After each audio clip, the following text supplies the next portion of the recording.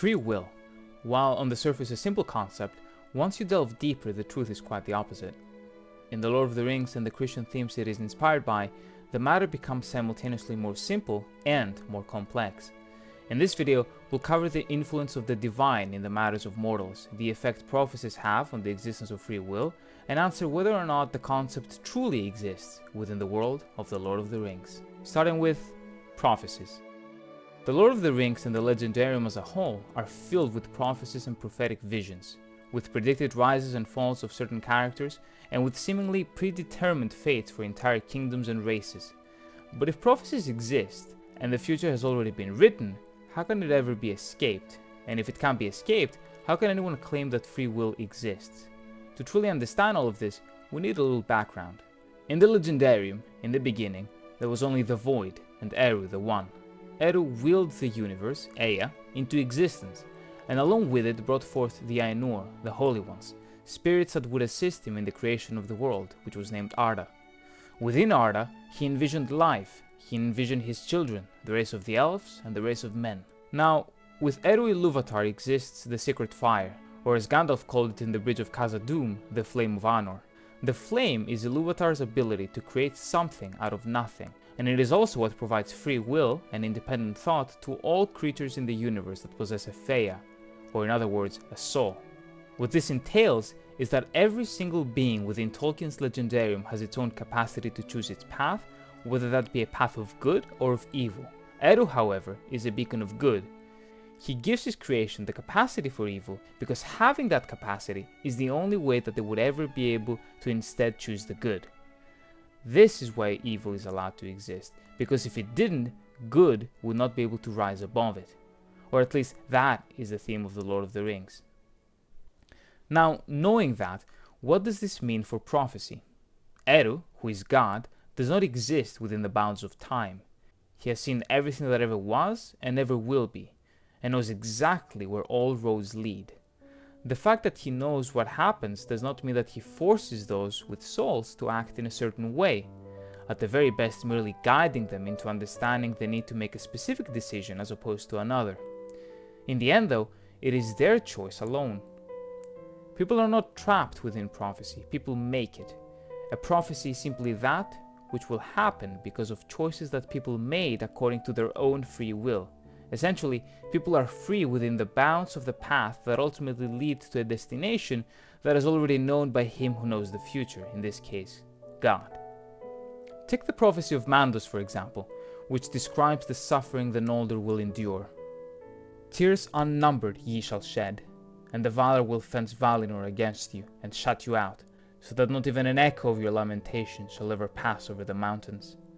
On the house of Fëanor the wrath of the Valar lieth from the west unto the uttermost east, and upon all that will follow them it shall be laid also.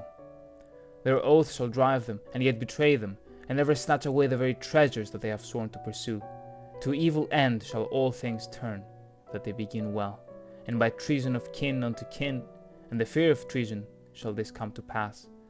The dispossessed shall they be forever. This is indeed what happened, but why? Because Fëanor chose to do what he did, because the Noldor chose to kill their kin, because Fëanor's son chose to do unspeakable deeds for the sake of the Silmarils. This is what led them to being driven into the frozen north on the way back to Middle-earth, and this is what caused the elves that were already there to treat them as traitors and even ban their language. This most famous of prophecies in no way strips the characters involved of their free will, as it was precisely that free will which permitted them to do what they did. This is the case for all prophecies within the Legendarium, with other examples being that of the Witch King's death or the return of Gondor's king. A subject directly connected to that of prophecy is of course divine intervention. Eru Ilúvatar is known for regularly influencing the events that transpire within Tolkien's world. The coincidences are many, and let's not forget that the world was ultimately saved by Gollum accidentally falling into the fires of Mount Doom, destroying the ring. The culmination of the epic that is The Lord of the Rings was an accident that would not have happened if Gollum hadn't been spared by Bilbo in The Hobbit or Frodo earlier in the story. It was Eru, speaking through Gandalf, that shared the wisdom requiring Frodo to make this decision. He gave Frodo a different perspective, but it was Frodo and Frodo alone that made that decision in the end. He could have chosen not to. God showed the correct path and helped along the way, but did not push the limits that would have taken away the free will of his creations, because that defeats the purpose of the entire existence he brought forth from nothing. In simple terms, for better or for worse, depending on whether you ask Aragorn or Sauron, Eru is a force of good that wants goodness for the world, that wants growth for the betterment of his creations, so that they choose the good of their souls. Whether you think that is problematic is not the premise of this video. The point is that that's how God in the Legendarium functions. He sent the Istari, the wizards, to Middle-earth to guide the free people spiritually, to help them grow and give them advice, but limited the wizards in their powers so that they don't dominate the free people into a certain direction. But the Istari themselves also have free will, and that's how Saruman comes to be. Think, however, of the ultimate results of Saruman's evil. Rohan's power is mastered, Theoden renewed, the Ents are awakened and finally choose to act after centuries of doing nothing. Important characters grow and develop relationships that would help them in the conflicts to come. Eru knew all this would happen when he sent Saruman as leader of the wizards. He saw everything. Did Saruman have the capacity to choose the path of good? Yes, but he didn't, and that was the result. And that had already been the case, as Eru had foreseen it, but it was outside of his jurisdiction. Eru could have, at any point, dominated all evil in the world and made it good. Sauron could have been a hobbit, but that's not life. That wouldn't be Sauron anymore. As covered in my good intentions video, it is certain experiences that shape us to who we are. Without them, we're not ourselves. When Melkor, the first Dark Lord, introduced discord and chaos to the music of creation, Eru used it to make the arrangement even more beautiful than before. In the Fellowship of the Ring, Haldir says, "The world is indeed full of peril, and in it there are many dark places, but still there is much that is fair, and though in all lands love is now mingled with grief, it grows perhaps the greater."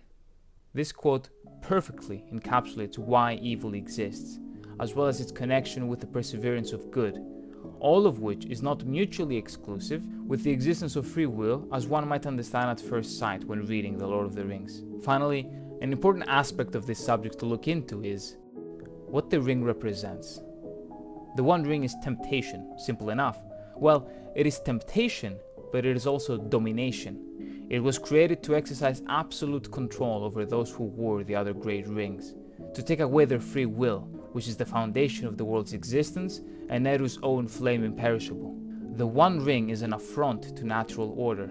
It takes characters' intention, usually good ones, and twists them in order to corrupt their mind and slowly erode their free will before they even know it. It preys on the weak, the mentally weak, and even more so the morally weak. Those able to truly resist it are those wise enough to see their own destruction in it, with Aragorn and Galadriel serving as notable examples. The One Ring feeds off of, and also leads to moral decay. It is the ultimate embodiment of a deterministic philosophy that says, if you possess me, this will be your fate, and there is nothing you can do about it. Despite that, characters have been able to break the ring's spell, reclaim their minds and bodies, and cast it outside of their soul. They grew greater and stood taller than ever before. They achieved redemption, and the key force behind all of this is their exercise of free will. This all circles around and brings us back to Haldir's quote. This is what the Legendarium is partly about. The ring showcases the struggle between yielding to external influences to seek control over one's destiny, and the inner battle to retain your very soul, which is free will itself. And after all of this talk of divine interventions, the world's creation and ultimate meaning, as well as of prophecies, there was one prophecy that never came to be. One ring to rule them all. One ring to bind them. One ring to bring them all, and in the darkness bind them. Sauron's wish did not come true. The One Ring was destroyed, and its destruction, though seen long before by the omniscient God of Tolkien's world, was the result of the individual and free choices that each and every character made and the growth they experienced. From Fëanor's decision to rebel against the Valar all the way to Sam carrying Frodo on his back on the slopes of Mount Doom. Everything led to that moment, not because it was supposed to happen, but because it did happen. Thank you for watching.